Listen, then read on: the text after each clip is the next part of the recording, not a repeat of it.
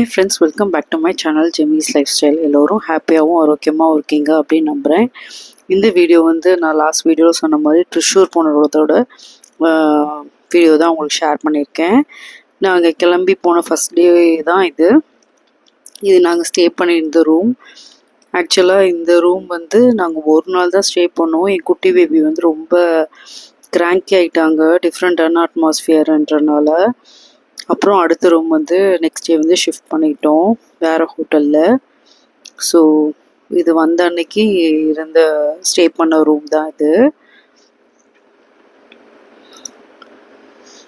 இது வந்து ஆனால் நாங்கள் 2 ரூம் புக் பண்ணியிருந்தோம். மதர் இன்லாவும் வந்திருந்தனால லாஸ்ட்டில் இந்த ஹோட்டலில் வந்து அவ்வளோ கம்ஃபர்டபுளாக எங்களுக்கு இல்லை. ஆனால் நெக்ஸ்ட்டு ஹோட்டலில் வந்து ஸ்டே பண்ணும்போது வந்து ரொம்ப கம்ஃபர்டபுளான ரூமாக இருந்தது. ஸோ இது வந்து நெக்ஸ்ட் டே.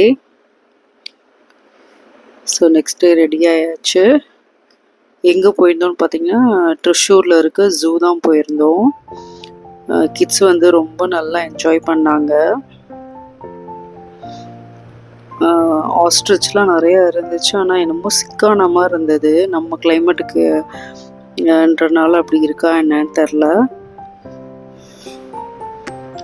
ஸோ இது வந்து ஒரு குட்டி பாண்டு மாதிரி செட் பண்ணியிருந்தாங்க. கொஞ்சம் அந்த ஆர்டிஃபிஷியல் டக்கு தான், ஆனால் ரொம்ப அழகாக இருந்தது. ரொம்ப லிமிட்டடான அனிமல் தான் இருந்தது.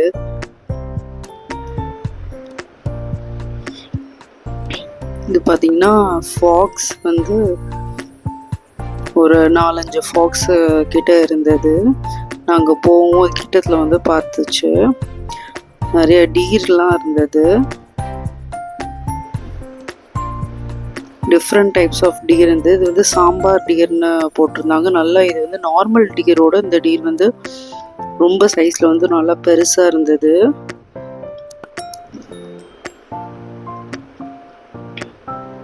கிட்ஸ் வந்து நல்லா என்ஜாய் பண்ணாங்க. இங்கே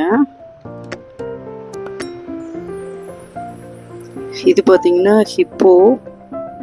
என்னடா கொஞ்சம் பாறை மாதிரி என்னமோ இருக்கு, இதுக்குள்ளே என்ன இருக்குன்னு பார்த்தப்போ தான் ஒரு ஹிப்போ அதில் படுத்துருந்துச்சு. அப்புறம் இங்கே பார்த்தீங்கன்னா 2 ஹிப்போ வந்து தனியாக இருந்தது. இது வந்து பார்த்தீங்கன்னா ஸ்பாட்டட் டீரு.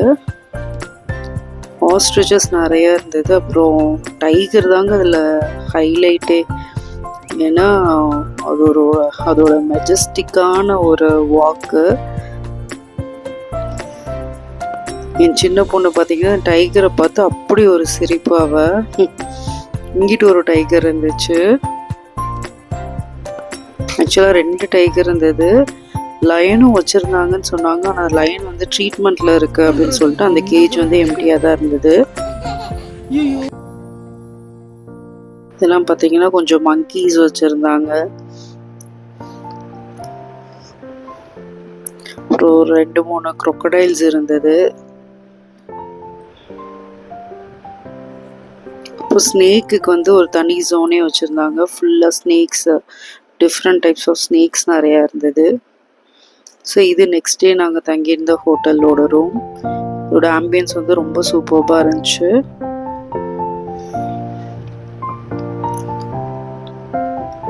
இதில் வந்து வார்ட்ரோப் வந்து ஒரு தனியாக ஒரு வாக்-இன் க்ளாசட் மாதிரி கொடுத்துருந்தாங்க.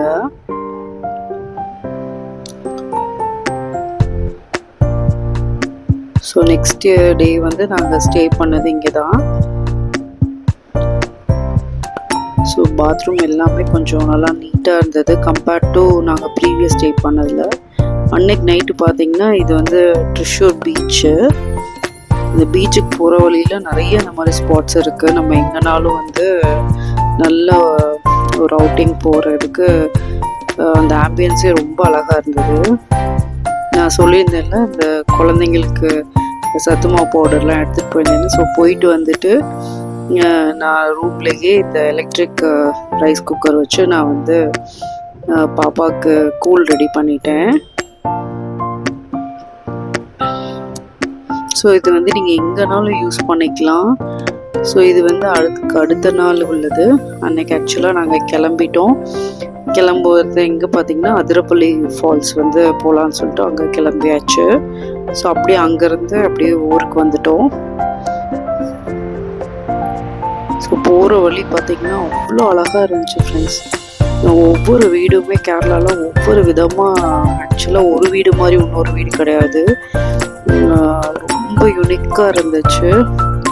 பிளான்ஸ் பார்த்திங்கன்னா ஒவ்வொரு வீட்லேயும் அவ்வளோ வச்சுருந்தாங்க. ஸோ போகிற வழியும் ரொம்ப ப்ளசண்ட்டாக ஒரு ஃபாரஸ்ட் ட்ராவல் வந்து இருந்தது. ஆக்சுவலாக நாங்கள் போகும்போது வைல்ட் எலிஃபெண்ட் வர பார்த்தோம்.